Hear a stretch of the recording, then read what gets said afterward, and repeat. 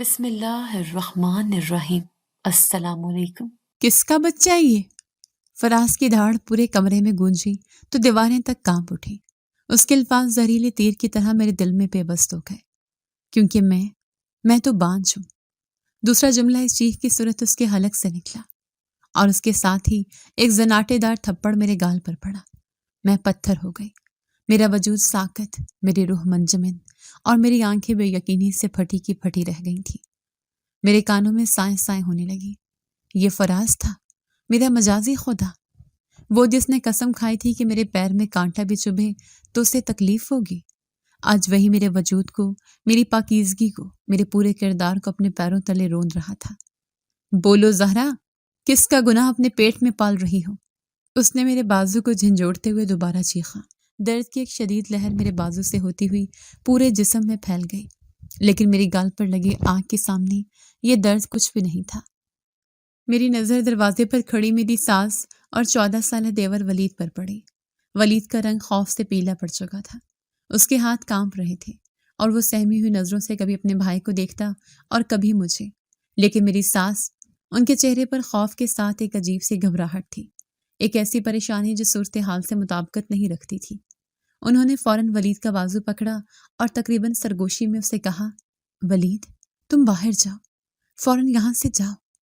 ولید نے ایک لمحے کے لیے میری طرف بے بسی سے دیکھا اور پھر تیز قدموں سے وہاں سے نکل گیا۔ ساس کا اسے یوں بھگانا میرے ذہن میں ایک سوالیہ نشان چھوڑ گیا، مگر اس وقت میرے پاس سوچنے کا وقت کہاں تھا۔ میرے سر پر تو قیامت ٹوٹ پڑی تھی۔ فراز نے مجھے پھر مارا، اس بار دھکا دے کر بیڈ پر گرا دیا۔ آج تجھے اور تیرے اس عاشق دونوں کو زندہ نہیں چھوڑوں گا۔ اس کی آنکھوں میں خون اترا ہوا تھا، وہ پاگل ہو رہا تھا۔ فراز، خدا کا خوف کرے، میری ٹوٹی پھوٹی آواز نکلی۔ میں پاک باز ہوں، آپ کے علاوہ مجھے کبھی کسی غیر مرد کی پرچھائی نے بھی نہیں چھوا۔ یہ آپ کا ہی بچہ ہے۔ جھوٹ، وہ پھر دھاڑا، سراسر جھوٹ۔ میرے پاس ثبوت ہیں، ڈاکٹر کی رپورٹس ہیں کہ میں کبھی باپ نہیں بن سکتا۔ تو پھر یہ بچہ کہاں سے آیا؟ آسمان سے ٹپکا ہے کیا؟ اس نے میز کی دراز سے کچھ کاغذات نکال کر میرے منہ پر دے مارے۔ وہ اس کی میڈیکل رپورٹس تھیں۔ میں نے کانپتے ہاتھوں سے انہیں اٹھانے کی کوشش بھی نہ کی۔ میرا دماغ معاف ہو چکا تھا۔ یہ کیسے ممکن تھا؟ اگر وہ باپ نہیں بن سکتے تو پھر میرے وجود میں یہ نئی زندگی کیسے ممکن ہوئی؟ میرا سر چکرانے لگا۔ میں نے تو کبھی اپنے گھر کی دہلیز بھی بغیر اجازت پار نہیں کی تھی۔ میرا کردار ایک کھلی کتاب کی طرح تھا جس پر ایک بھی داغ نہیں تھا۔ چلو میرے ساتھ۔ اس نے میرا بازو دوبارہ سختی سے پکڑا اور مجھے کھینچتے ہوئے باہر لے جانے لگا۔ ابھی ہسپتال چلتے ہیں، ڈی این اے ٹیسٹ کرواتا ہوں، دودھ کا دودھ اور پانی کا پانی ہو جائے گا۔ اس کے بعد میں تمہیں وہ سزا دوں گا کہ تمہاری روح بھی کانپ اٹھے گی۔ میں بے جان گڑیا کی طرح اس کے ساتھ گھسٹتی چلی گئی۔ میرے آنسو خشک ہو چکے تھے، میری روح لرز رہی تھی، لیکن اس لرزش میں ایک سوال بار بار اٹھ رہا تھا۔ اگر فراز سچ کہہ رہے ہیں تو پھر مجرم کون ہے؟ میری نظر ایک بار پھر اپنی ساس پر پڑی جب دروازے میں کھڑی تھی اور ان کے چہرے پر ایک ناقابل فہم اطمینان کی لہر تھی۔ مجھے کچھ بہت عجیب لگا، کچھ بہت غلط، مگر کیا؟ اس کا جواب میرے پاس نہیں تھا۔ اس لمحے تو میری پوری دنیا ہی اجڑ چکی تھی۔ میرا نام زہرا ہے۔ میں نے ایک دیندار گھرانے میں آنکھ کھولی۔ میرے ابا قاری عبداللہ مسجد کے پیش امام اور ایک پرہیزگار انسان تھے۔ انہوں نے ہماری تربیت اسلامی اصولوں پر کی۔ مجھے بچپن سے ہی دین کی تعلیم دی گئی۔ میں نے قرآن پاک حفظ کیا اور عالمہ کا کورس مکمل کیا۔ ابا مجھے ایک ایسی بیٹی بنانا چاہتے تھے جو دین اور دنیا دونوں میں مثال بنے۔ ان کی خواہش کے احترام میں نے پردے اور تمام شرعی حدود کا ہمیشہ خیال رکھا۔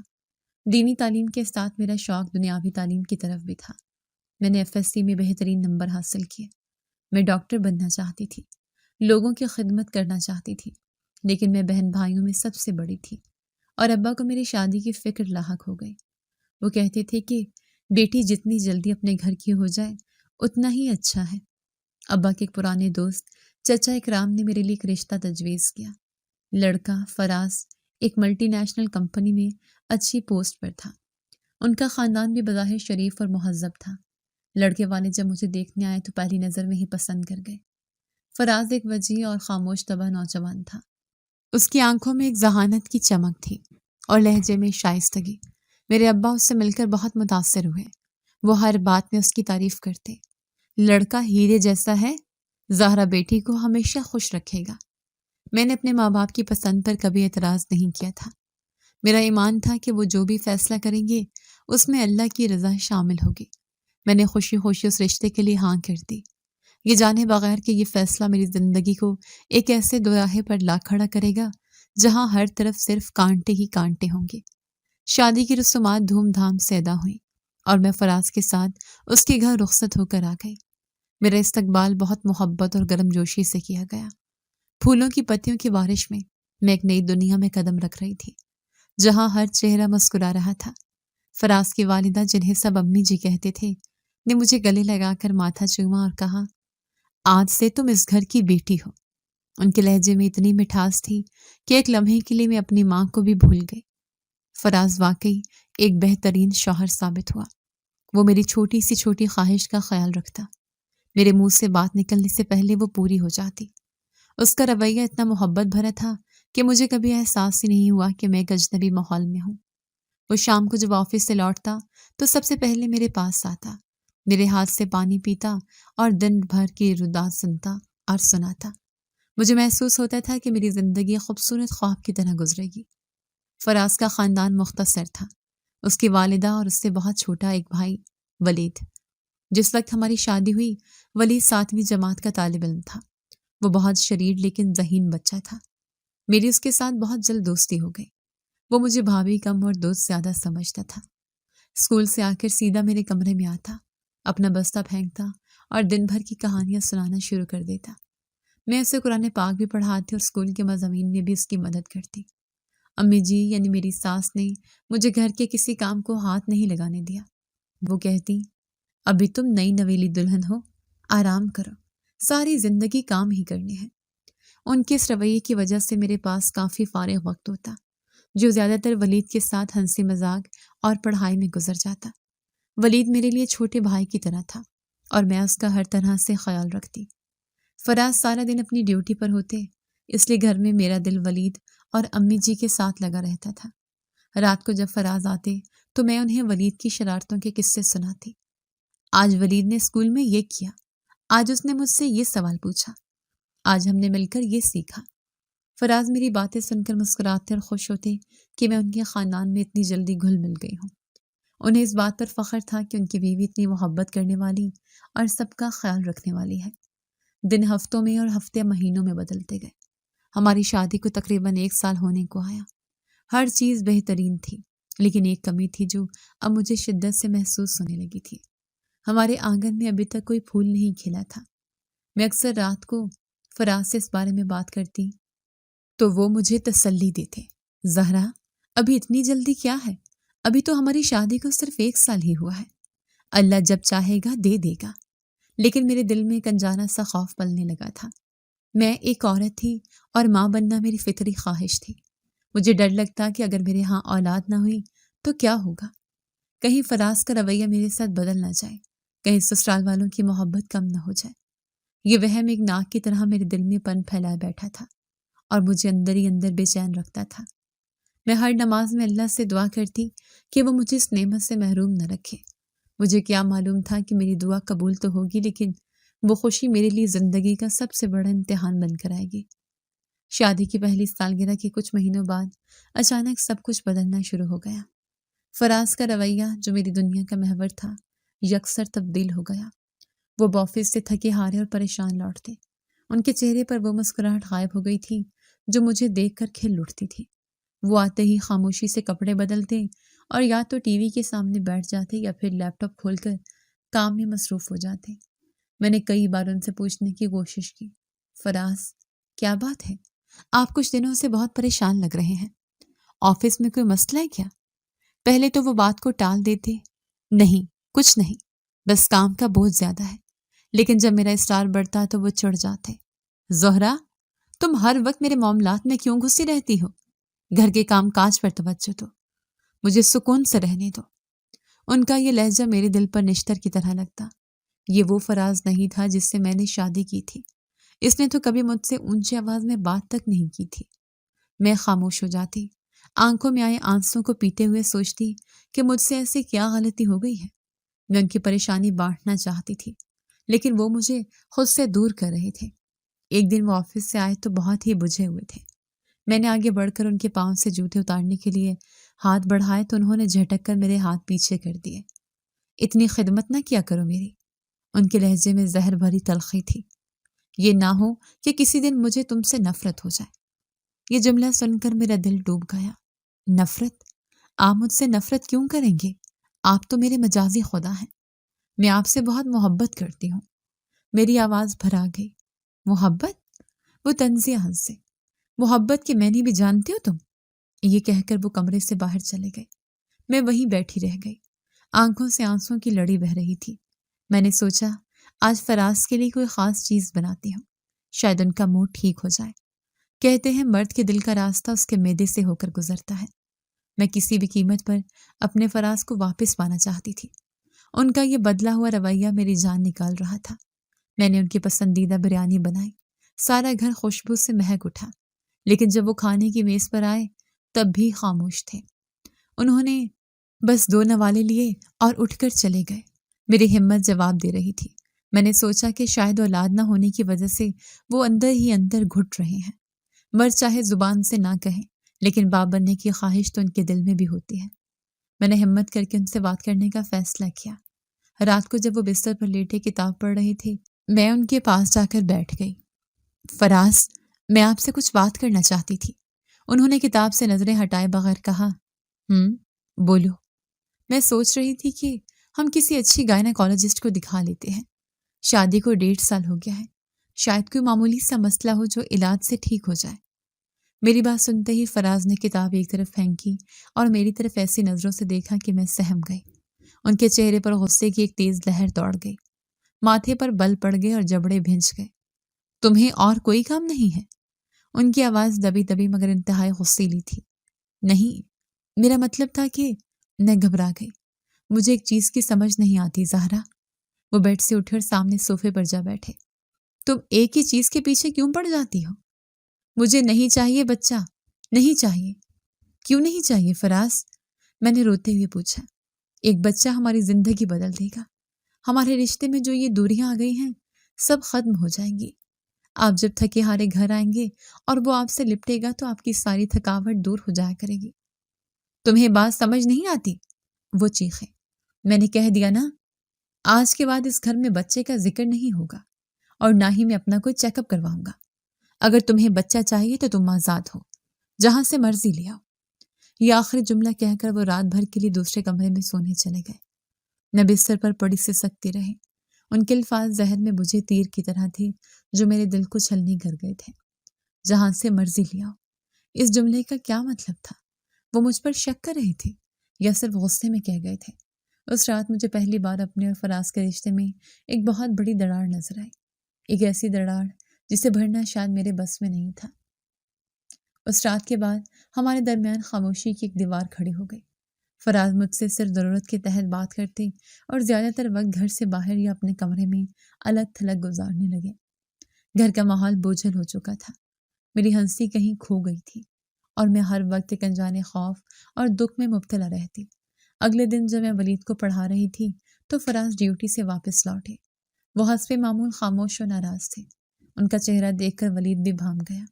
उसने मुझसे धीरे से पूछा, भाभी क्या बात है? भाई आपसे नाराज लग रहे हैं। पास ही बैठी मेरी सास भी बोली, ज़ोहरा लगता है फराज नाराज है।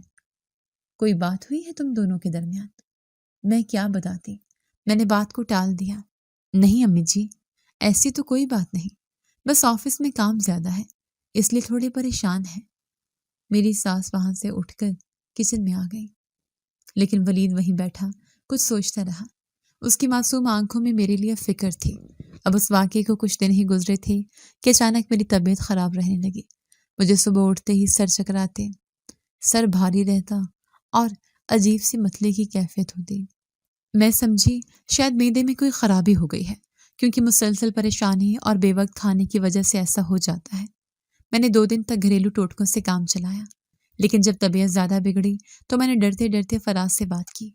फराज, जो कई दिन से मुझसे ठीक से बात भी नहीं कर रहे थे اور بات بے بات پہ تانا دیتے تھے کہ تم اپنے ماں باپ کے گھر واپس کیوں نہیں چلی جاتی۔ میری طبیعت کا سن کر اچانک سے پریشان ہو گئے۔ ان کے چہرے پر غصے کی جگہ فکر کے تاثرات ابھر آئے۔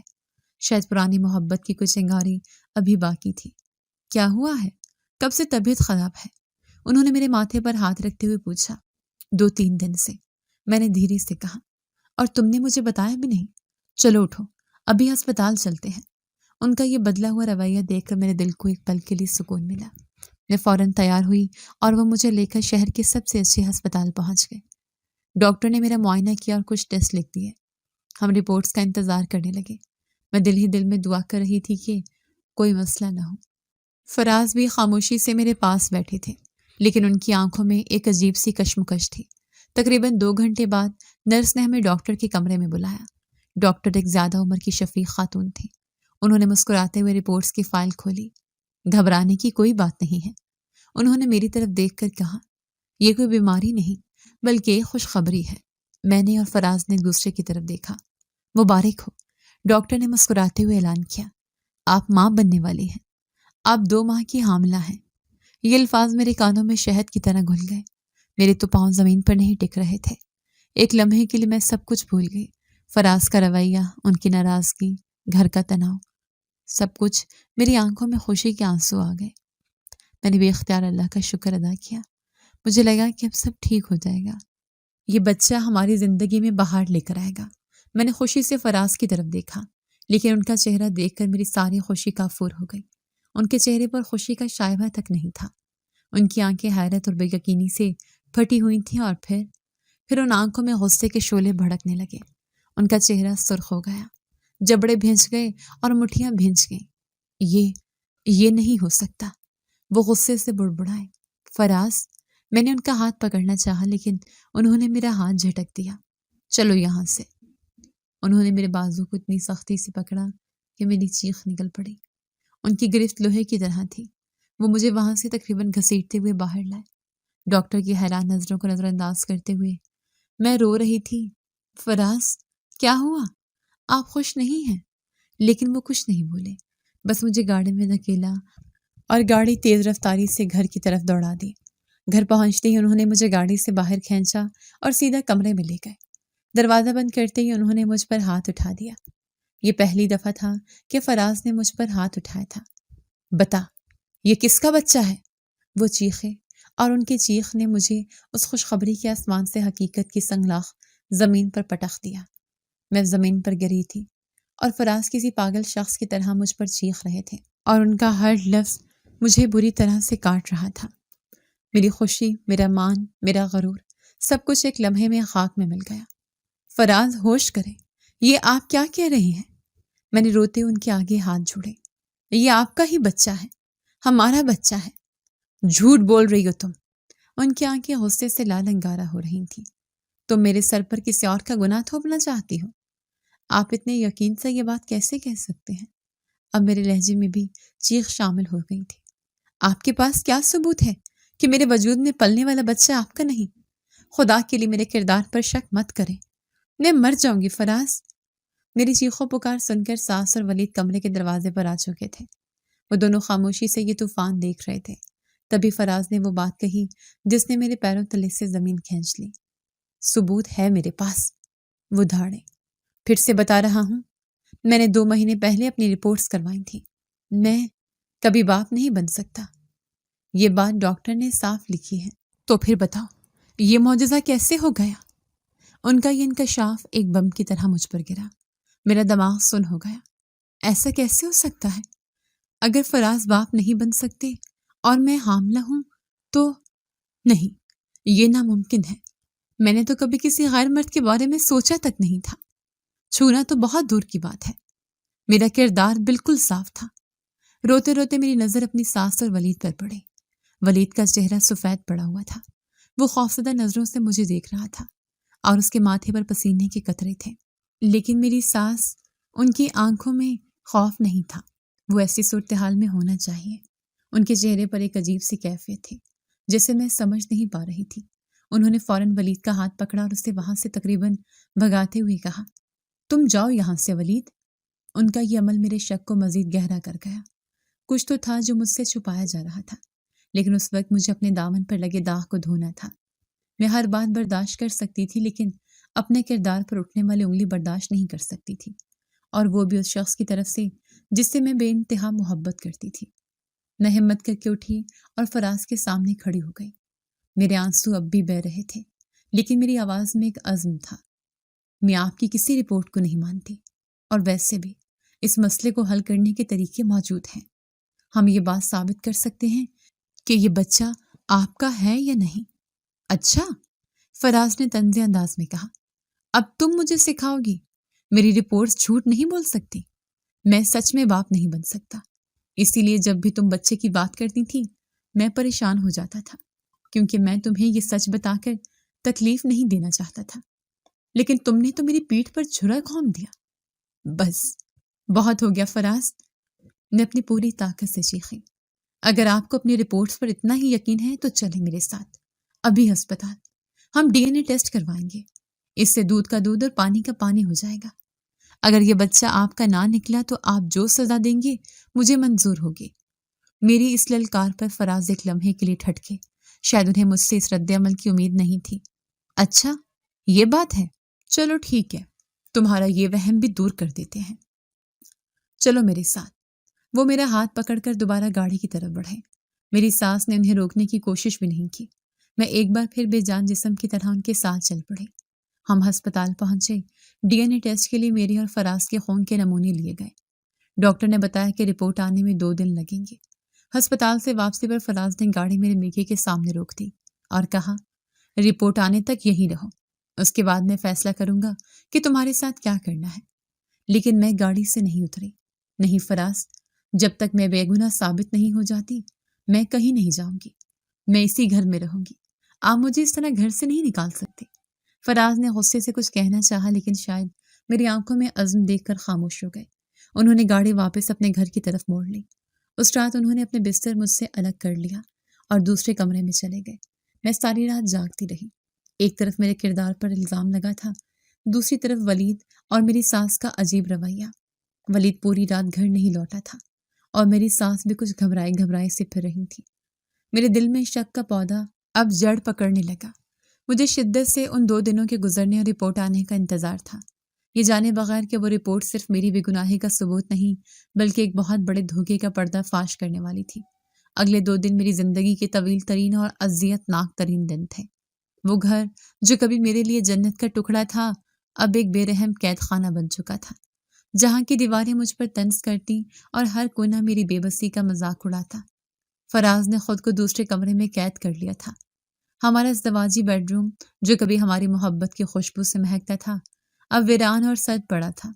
اس کی ہر چیز مجھے کاٹنے کو دوڑتی۔ پہلی رات میں ایک پل کے لیے بھی سو نہ سکی۔ حمل کی وجہ سے طبیعت پہلے ہی بوجھل تھی۔ متلی اور چکروں نے برا حال کر رکھا تھا، لیکن اس سے کہیں زیادہ میرے دل و دماغ پر چلنے والا طوفان تھا۔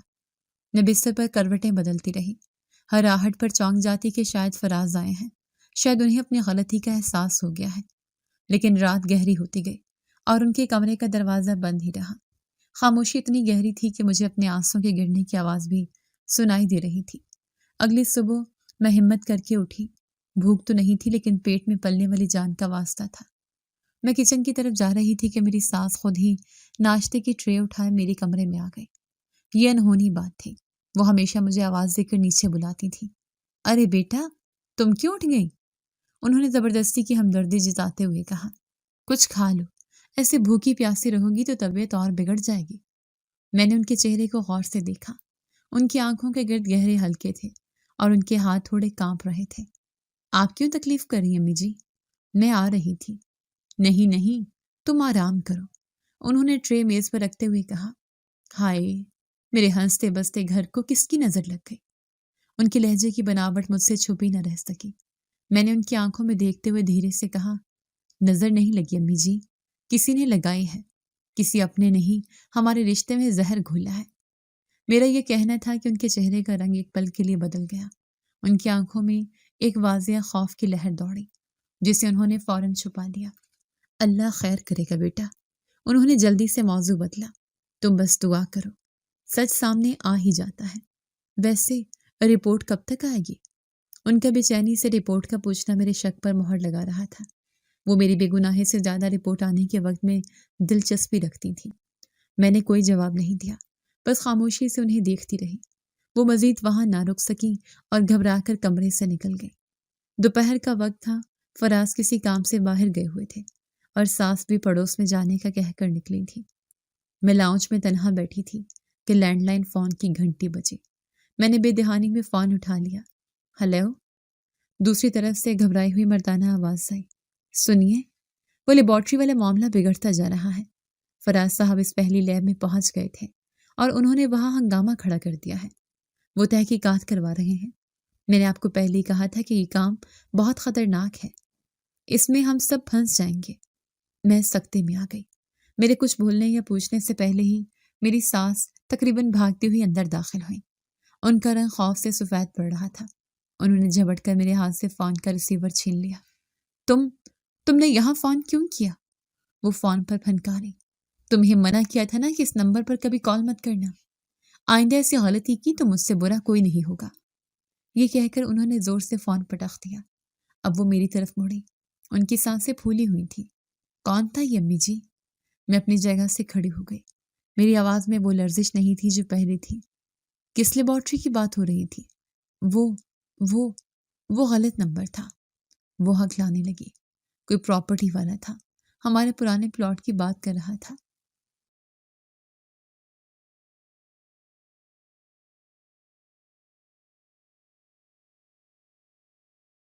سچ بتائیے، کیا سازش کی آپ نے؟ میری للکار پر وہ بوکھلا گئی۔ جب جھوٹ کا کوئی سہارا نہ ملا تو وہ غصے پر اتر آئے۔ اپنی حد میں رہو لڑکی، وہ چیخیں۔ مجھ سے زبان درازی کرتی ہو؟ ابھی تمہارے اپنے کردار کا فیصلہ نہیں ہوا اور تم مجھ پر انگلیاں اٹھا رہی ہو؟ شرم نہیں آتی؟ پہلے اپنے پاک دامنی ثابت کرو، پھر مجھ سے سوال کرنا۔ یہ کہہ کر وہ تیزی سے اپنے کمرے کی طرف چلی گئی، لیکن وہ جاتے جاتے میری سچائی کا دروازہ کھول گئی تھی۔ اب مجھے کسی رپورٹ کا انتظار نہیں کرنا تھا۔ میں جان چکی تھی کہ مجرم کون ہے۔ شام کو ولید گھر آیا۔ وہ 2 دن سے غائب تھا۔ اس کی حالت غیر تھی۔ بال بکھرے ہوئے، آنکھیں سوجی ہوئی اور چہرے پر ہوائیں اڑ رہی تھی۔ اس نے مجھے لاؤنج میں دیکھا تو راستہ بدل کر اپنے کمرے کی طرف جانے لگا۔ میں نے آگے بڑھ کر اس کا راستہ روک لیا۔ کہاں تھے ولید؟ 2 دن سے، میں نے اس کی آنکھوں میں دیکھتے ہوئے پوچھا۔ وہ نظریں نہ ملا سکا۔ دوست کے گھر تھا، پڑھائی کر رہا تھا۔ اچھا، میں نے طنزیہ لہجے میں کہا۔ کون سی لیبارٹری گئے تھے تم؟ امی جی کے ساتھ مل کر؟ جواب دو مجھے۔ لیبارٹری کا لفظ سننا تھا کہ اس کے پیروں تلے سے زمین نکل گئی۔ اس کا پورا وجود کانپنے لگا اور اس کی آنکھوں سے آنسوں کی لڑی بہہ نکلی۔ وہ کچھ بول نہ سکا، بس مجھے بے بسی سے دھکیلتا وہ اپنے کمرے میں بھاگ گیا اور اندر سے دروازہ بند کر لیا۔ اس کی یہ حالت میری بے گناہی کا سب سے بڑا ثبوت تھی۔ اب مجھے کسی ڈی این اے رپورٹ کی ضرورت نہیں تھی۔ میرے سامنے مجرم بے نقاب ہو چکے تھے۔ اب انتظار کی یہ آخری رات خوف کی رات نہیں تھی، بلکہ انصاف کی صبح کی منتظر تھی۔ میں جانتی تھی کہ کل کا سورج صرف میری سچائی ہی نہیں بلکہ میرے مجرموں کی سیاہ کاریوں کو بھی بے نقاب کرنے والا ہے۔ اگلی صبح 11 بجے جب ہسپتال فون آیا تو فراز میرے کمرے میں آئے۔ ان کا چہرہ اب بھی اسپاٹ تھا۔ رپورٹ آ گئی تھی۔ چلو، تمہارے فیصلے کا دن آ گیا ہے۔ میں نے ان کی طرف دیکھا اور دل میں کہا، میرا نہیں فراز، آج آپ کے اپنوں کے گناہوں کے فیصلے کا دن ہے۔ ہسپتال کا راستہ قیامت کی طرح طویل اور خاموش تھا۔ فراز کی انگلیاں اسٹیئرنگ وہیل پر اس قدر سختی سے جمی تھیں کہ ان کی ہڈیاں سفید پڑ رہی تھیں۔ ان کا جبڑا بھینچا ہوا تھا اور نظریں بے تاثر انداز میں سامنے سڑک پر تھیں۔ ہم ہسپتال کی عمارت میں داخل ہوئے اور سیدھا اس سینئر گائناکالوجسٹ کے دفتر کی طرف بڑھے جس نے میرا پہلا چیک اپ کیا تھا۔ رپورٹ لیب سے ان کے پاس پہنچا دی گئی تھی۔ ہم جب کمرے میں داخل ہوئے تو ڈاکٹر نے ہمیں بیٹھنے کا اشارہ کیا۔ میز پر ایک بڑا خاکی رنگ کا لفافہ رکھا تھا۔ وہ لفافہ میری بے گناہی کا سرٹیفکیٹ تھا، لیکن اس لمحے یہ مجھے فراز کے غرور کا کفن لگ رہا تھا۔ فراز نے بے صبری سے لفافے کی طرف ہاتھ بڑھایا۔ دیجیے رپورٹ۔ ان کی آواز میں وہی پرانی تلخی اور زام تھا۔ 1 منٹ فراز۔ میری دھیمی مگر پر اعتماد آواز پر نہ صرف فراز بلکہ ڈاکٹر بھی چونک گئی۔ میں نے اپنا ہاتھ فراز کے ہاتھ پر رکھ کر اسے روک دیا۔ فراز نے حیرت اور غصے کی ملی جلی نظروں سے مجھے دیکھا، جیسے کہہ رہی ہوں، تمہاری ہمت کیسے ہوئی؟ کیا ہے؟ وہ غرائے۔ اس لفافے کو کھولنے سے پہلے میں آپ سے کچھ پوچھنا چاہتی ہوں۔ میں نے اپنا ہاتھ ہٹائے بغیر ان کی آنکھوں میں آنکھیں ڈال کر کہا۔ میری آواز بالکل صاف اور غیر متزلزل تھی۔ فراز کا چہرہ غصے سے سرخ ہونے لگا۔ یہاں کوئی تماشا مت کرو زہرا، جو پوچھنا ہے گھر جا کر پوچھنا۔ نہیں، میں نے مضبوطی سے کہا، جواب مجھے یہی چاہیے۔ آپ نے 2 دن پہلے مجھ سے چیخ کر پوچھا تھا، یہ کس کا بچہ ہے؟ میں آپ سے پوچھتی ہوں فراز، وہ جھوٹی رپورٹ کس کی سازش تھی؟ میرا سوال ایک دھماکے کی طرح اس پرسکون کمرے میں گونجا۔ فراز کا کھلا ہوا منہ کھلا ہی رہ گیا۔ وہ بے یقینی سے مجھے گھور رہے تھے کہ کیا بکواس کر رہی ہو تم؟ وہی بکواس جو آپ کی امی اور آپ کا لاڈلا بھائی ولید 2 دن سے کر رہے ہیں، میں نے اسی ٹھہرے ہوئے لہجے میں کہا۔ وہی بکواس جس کی بھنک ملنے پر ایک نامعلوم شخص آپ کی امی کو فون کر کے دھمکیاں دے رہا ہے کہ لیبارٹری والا معاملہ بگڑ رہا ہے۔ بتائیے فراز، کون سی لیبارٹری؟ وہی نا جہاں آپ کے بانجھ ہونے کا ڈرامہ رچایا گیا تھا۔ فراز کی آنکھیں حیرت اور صدمے سے پھیل گئیں۔ انہیں توقع نہیں تھی کہ میں جو 2 دن سے ایک بے جان گڑیا کی طرح ہر ظلم سہ رہی تھی، اس طرح ان کے سامنے کھڑی ہو جاؤں گی۔ ان کے پاس میرے سوالات کا کوئی جواب نہیں تھا۔ پاگل ہو گئی ہو تم؟ وہ اپنی پوری طاقت سے چیخے، لیکن ان کی چیخ میں پہلے والا اعتماد نہیں بلکہ ایک کھوکھلا پن تھا۔ ابھی دودھ کا دودھ اور پانی کا پانی ہو جائے گا۔ انہوں نے جھٹکے سے اپنا ہاتھ چھڑایا اور لفافے کو تقریباً نوچ لیا۔ کانپتے ہاتھوں سے انہوں نے اسے پھاڑا اور رپورٹ کو باہر نکالا۔ ان کے چہرے پر ایک فاتحانہ مسکراہٹ تھی جو رپورٹ پر نظر پڑتے ہی 1 سیکنڈ میں غائب ہو گئی۔ ان کی آنکھوں کی پتلیاں پھیلی، سانس جیسے سینے میں اٹک گئی، اور چہرے کا رنگ میں نے زندگی میں ایسا سفید بے خون چہرہ کبھی نہیں دیکھا تھا۔ وہ رپورٹ کے آخری صدر کو بار بار پڑھ رہے تھے، جیسے ان کی آنکھیں انہیں دھوکہ دے رہی ہوں۔ The probability of paternity is 99% confirmed۔ ان کے ہاتھ سے رپورٹ پھسل کر زمین پر گر گئی۔ وہ بے جان قدموں سے پیچھے ہٹتے گئے جب تک کہ ان کی کمر دیوار سے نہ جا لگی۔ وہ دیوار کا سہارا لے کر وہیں فرش پر بیٹھتے چلے گئے۔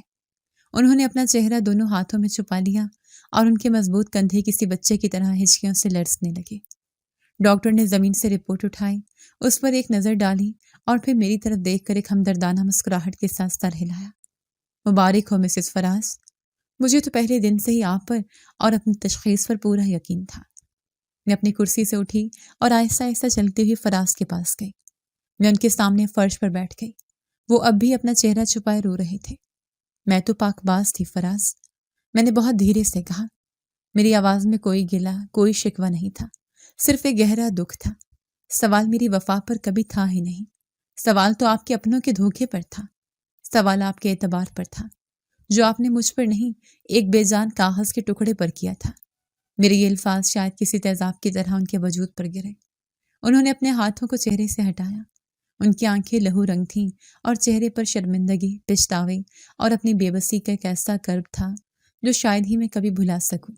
زہرا، ان کے حلق سے صرف میرا نام نکلا اور پھر وہ پھوٹ پھوٹ کر رو دیے۔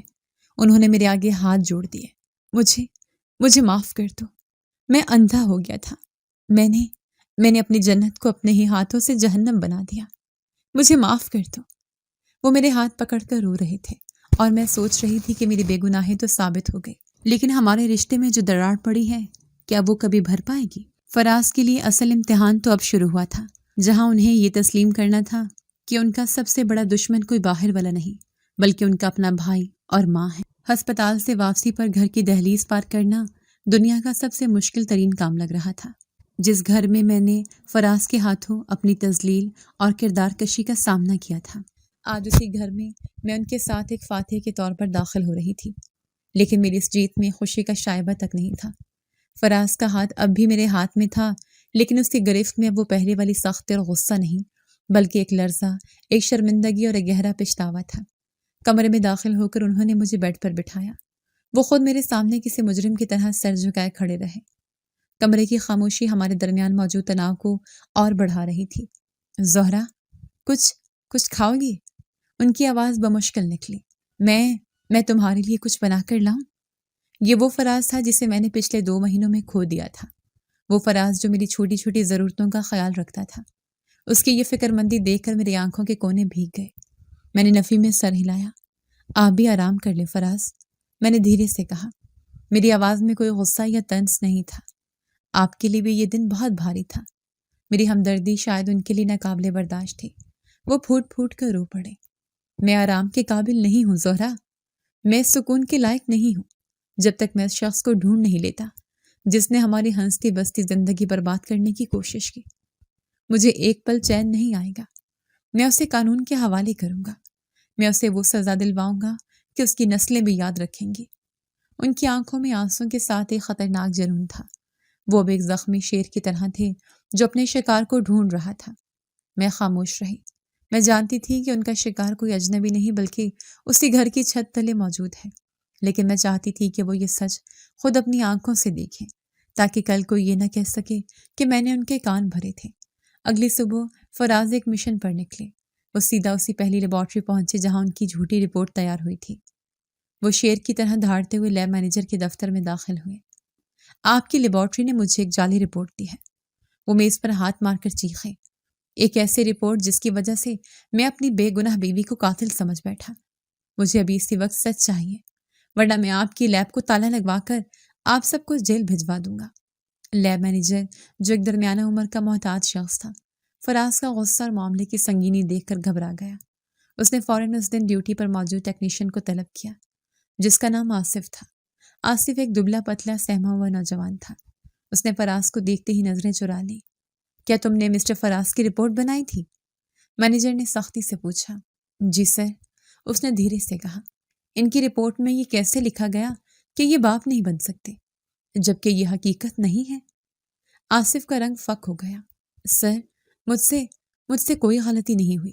ہمارے سسٹم میں ایسی غلطی کی کوئی گنجائش ہی نہیں ہے۔ ان سے کوئی غلط فہمی ہوئی ہوگی۔ اس کا صاف جھوٹ فراز کے غصے کو مزید بھڑکا گیا۔ غلط فہمی؟ تم مجھے بے وقوف سمجھتے ہو؟ فراز نے آگے بڑھ کر اس کا گریبان پکڑ لیا۔ سچ بتاؤ، کس کے کہنے پر تم نے یہ حرکت کی؟ چھوڑیں صاحب، میں سچ کہہ رہا ہوں۔ وہ گڑ گڑانے لگا۔ فراز مایوس ہو رہے تھے۔ انہیں لگ رہا تھا کہ وہ ایک بند گلی میں آ گئے ہیں۔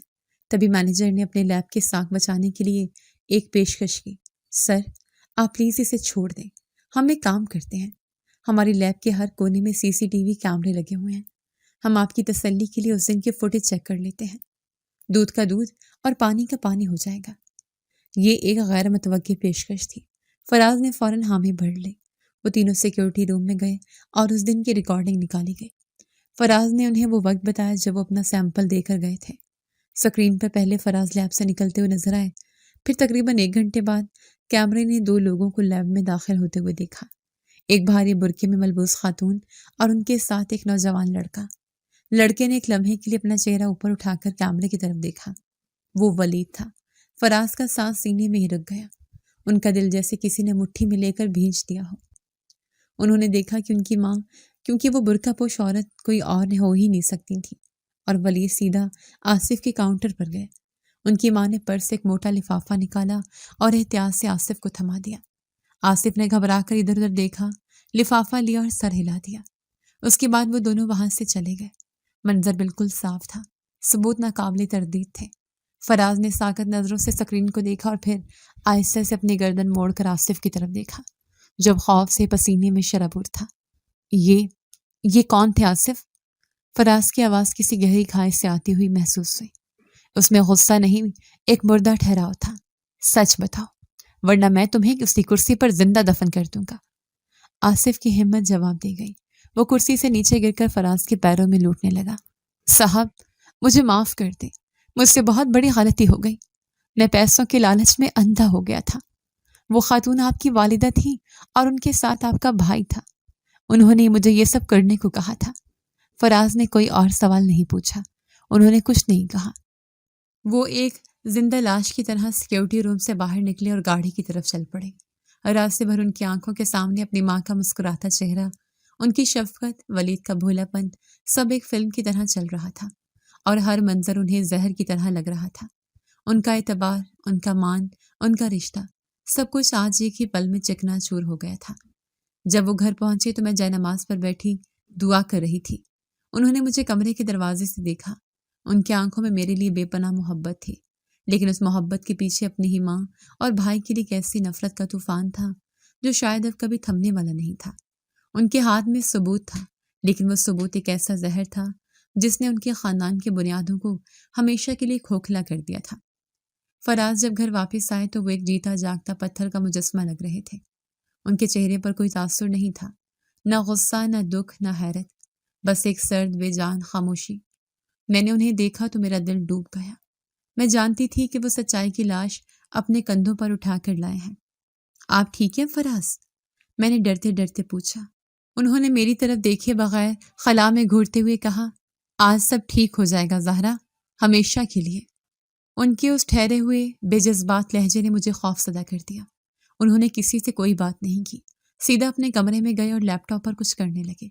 شام کو انہوں نے مجھ سے کہا، زہرا تم میرے ساتھ لاؤنج میں بیٹھو گی، میں چاہتا ہوں کہ تم آج سب کچھ اپنی آنکھوں سے دیکھو۔ ان کے حکم میں ایک ایسی حتمیت تھی کہ میں انکار نہ کر سکی۔ انہوں نے اپنے لیپ ٹاپ کو لاؤنج میں لگے بڑے ٹیلی ویژن کے ساتھ جوڑ دیا۔ گھر کی فضا میں ایک عجیب سی دہشت اور انتظار کی کیفیت تھی۔ مجھے لگ رہا تھا جیسے کسی بڑے طوفان سے پہلے کا سناٹا ہے۔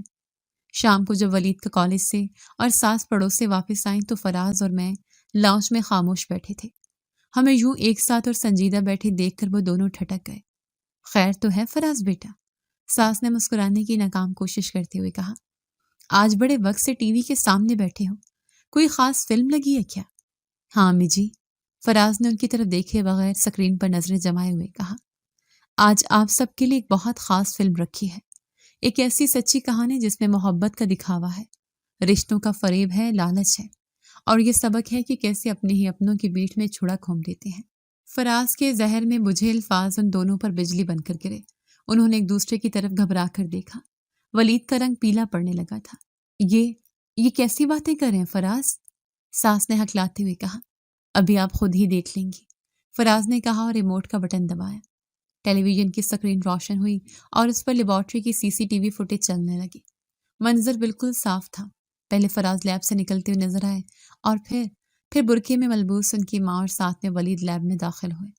فوٹیج میں صاف نظر آ رہا تھا کہ کس طرح ولید نے گھبرا کر ایک لمحے کے لیے کیمرے کی طرف دیکھا، کس طرح ان کی ماں نے ٹیکنیشین آصف کو پیسوں سے بھرا لفافہ دیا اور کس طرح آصف نے وہ لفافہ لے کر جیب میں رکھا۔ کمرے میں موت کا سا سناٹا چھا گیا۔ ولید کا پورا وجود کسی سوکھے پتے کی طرح کانپ رہا تھا۔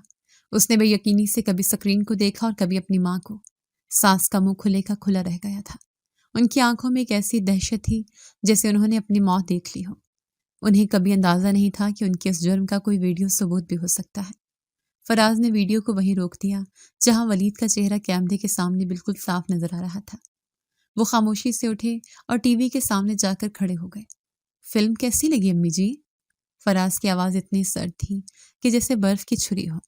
ولید، تمہارا کردار تو بہت جاندار تھا، کیا قدرتی اداکاری کی ہے تم نے، بالکل پتہ ہی نہیں چلنے دیا کہ تم اتنے بڑے اداکار ہو۔ یہ جھوٹ ہے، ساس نے اپنی پوری طاقت سے چیخا۔ یہ ویڈیو جعلی ہے، کسی نے ہمیں پھنسانے کے لیے یہ سازش کی ہے۔ سازش؟ اچھا، فراز سرد مہری سے مسکرائے۔ ایک اور ثبوت دکھاتا ہوں۔ وہ تیزی سے ولید کی طرف بڑھے جو صوفے پر بت بنا بیٹھا تھا۔ انہوں نے اس کے کالج بیگ اٹھایا اور اسے میز پر الٹ دیا۔ کتابوں کے ساتھ ہی نوٹوں کی ایک گڈی بھی باہر آ گری۔ فراز نے وہ گڈی اٹھائی اور اپنی ماں کے سامنے پھینک دی۔ یہ وہ 30,000 روپے ہیں نا جو ٹیکنیشین کو 50,000 دینے کے بعد بچ گئے تھے؟ آپ نے یہ ولید کو رکھنے کے لیے دیے تھے تاکہ گھر میں اتنی رقم دیکھ کر کسی کو شک نہ ہو۔ بتائیے، کیا یہ بھی سازش ہے؟ پیسوں کو سامنے دیکھ کر ولید کی ہمت پوری طرح جواب دے گئی۔ وہ مزید برداشت نہ کر سکا اور دھاڑے مار کر روتا ہوا فراز کے قدموں میں گر پڑا۔ بھائی مجھے معاف کر دیں۔ وہ ہچکیوں سے رو رہا تھا۔ خدا کے لیے مجھے معاف کر دیں، میں یہ نہیں کرنا چاہتا تھا۔ امی نے مجھے قسم دے کر مجبور کیا تھا۔ وہ کہہ رہی تھی کہ اس میں آپ کی بھلائی ہے، بھابھی آپ کے لائق نہیں ہے۔ میں نہیں جانتا تھا کہ بات یہاں تک پہنچ جائے گی۔ بھائی، میں نہیں جانتا تھا۔ اپنے بیٹے کا اقرار جرم سن کر ساس کے پیروں تلے سے بھی زمین نکل گئی۔ ان کے جھوٹ کے سارے سہارے ایک ایک کر کے گر چکے تھے، وہ بھی فرش پر ڈھیر ہو گئی۔ فراز نے ولید کو اٹھایا نہیں، بس نفرت سے اسے دیکھتے رہے۔ پھر وہ اپنی ماں کی طرف مڑے۔ کیوں؟ انہوں نے صرف ایک لفظ پوچھا، لیکن اس ایک لفظ میں صدیوں کا کرب تھا۔ آخر کیوں کیا آپ نے یہ سب؟ میں وہ روتے ہوئے بولی، میں تمہاری سگی ماں نہیں ہوں فراز، ولید میرا سگا بیٹا ہے۔ میں چاہتی تھی یہ گھر، یہ جائیداد، سب کچھ صرف اس سے ملے۔ میں چاہتی تھی کہ تم بے اولاد رہو تاکہ تمہارا کوئی وارث نہ ہو اور تم زہرا کو طلاق دے دو۔ میں اندھی ہو گئی تھی فراز، میں لالچ میں اندھی ہو گئی تھی۔ یہ اعتراف سن کر فراز کو لگا جیسے کسی نے ان کے سینے میں گرم سیسا اڈیل دیا ہو۔ میں آپ کو ماں کہتا تھا، ان کی آواز میں آنسوں کی نمی تھی۔ میں آپ کو اپنی سگی ماں سے بڑھ کر چاہتا تھا، اور آپ نے مجھ سے میری اولاد، میری عزت، میرا وجود ہی چھیننے کی کوشش کی۔ آپ نے مجھے زندہ درگور کر دیا تھا۔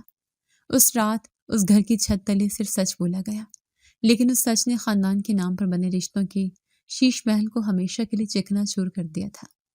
فراز کا فیصلہ سن کر گھر میں ایک کوہرام مچ گیا۔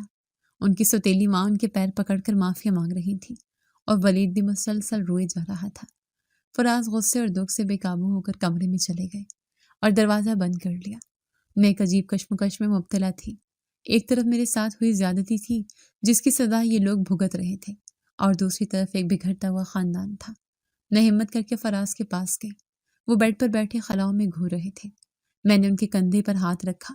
فراز، چلی جاؤ یہاں سے زہرا، انہوں نے کہا، مجھے اکیلا چھوڑ دو۔ نہیں، میں ان کے پاس بیٹھ گئی۔ میں جانتی ہوں آپ کو بہت دکھ پہنچا ہے، لیکن غصے میں کوئی ایسا فیصلہ مت کیجیے گا جس پر بعد میں پچھتانا پڑے۔ پچھتانا؟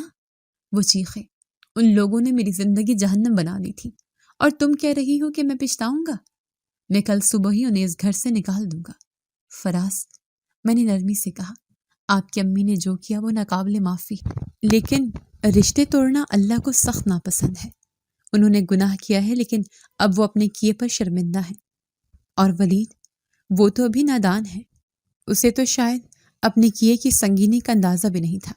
آپ معاف کر دیں، کیونکہ معاف کرنے والا ہمیشہ اللہ کی نظر میں بڑا ہوتا ہے۔ فراز نے میری طرف دیکھا، ان کی آنکھوں میں حیرت تھی۔ تم یہ کہہ رہی ہو زہرا، جس عورت نے تمہاری عزت پر حملہ کیا، تم اسی کو معاف کرنے کا کہہ رہی ہو؟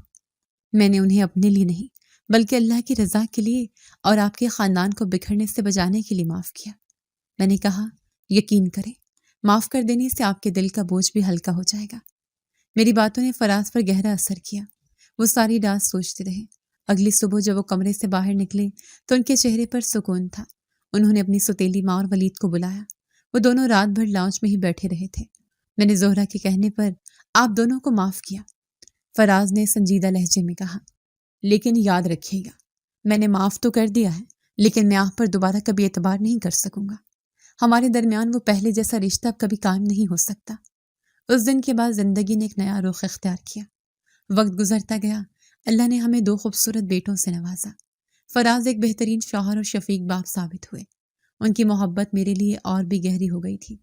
میری ساس اب گھر کے کونے میں خاموشی سے اپنی زندگی گزار رہی تھی۔ وہ ہم سے بات کرتی، لیکن ان کی آنکھوں میں ہمیشہ ایک شرمندگی رہتی۔ ولید نے اپنی تعلیم مکمل کی اور ایک اچھی نوکری ملتے ہی اس کی شادی ہو گئی۔ شادی کے بعد وہ الگ گھر لے کر شفٹ ہو گیا۔ شاید وہ اس گھر میں رہتے ہوئے اپنے کیے کی شرمندگی کا سامنا نہیں کر پاتا تھا۔ فراز نے ایک بڑے بھائی کی طرح اس کی ہر طرح سے مدد کی، لیکن ان کے درمیان ہمیشہ ایک فاصلہ رہا۔ کچھ فیصلے اور کچھ دھوکے ہماری زندگی پر ایسے گہرے اثرات چھوڑ جاتے ہیں جو وقت گزرنے کے ساتھ بھی پوری طرح نہیں مٹتے۔ ہمارا خاندان بظاہر مکمل تھا، لیکن اس کی بنیاد میں پڑی دراڑ ہمیشہ محسوس ہوتی رہی۔ اس کہانی سے ہم نے سیکھا کہ بدگمانی اور شک پر مبنی رشتے کبھی مضبوط نہیں ہو سکتے، اور جلد بازی میں کیا گیا فیصلہ انسان کو عمر بھر کے پچھتاوے میں مبتلا کر سکتا ہے۔ لالچ اور حسد انسان کو اندھا کر دیتے ہیں، جس سے وہ اپنے خونی رشتوں کو بھی نقصان پہنچانے سے گریز نہیں کرتا۔ آخر میں معاف کر دینے سب سے بڑی طاقت ہے، کیونکہ معافی نہ صرف دوسروں کو سکون دیتی ہے بلکہ خود ہماری روح پر پڑے زخموں کو بھی بھر دیتی ہے۔ جی تو دوستو، کیسی لگی آپ کو ہماری آج کی کہانی؟ اپنی رائے کا اظہار ہمارے کمنٹس باکس میں ضرور کیجیے گا، اور اگر آپ کو ہماری ویڈیو پسند آئی ہے تو کر لیجیے ہمارے چینل کو سبسکرائب، ویڈیو کو لائک اور بیل آئیکن لازمی پریس کر لیجیے تاکہ ہر نئی آنے والی ویڈیو کا نوٹیفیکیشن آپ کو بر وقت موصول ہو سکے۔ ملتے ہیں ایسی ہی ایک سبق آموز کہانی کے ساتھ، تب تک کے لیے اللہ نگہبان۔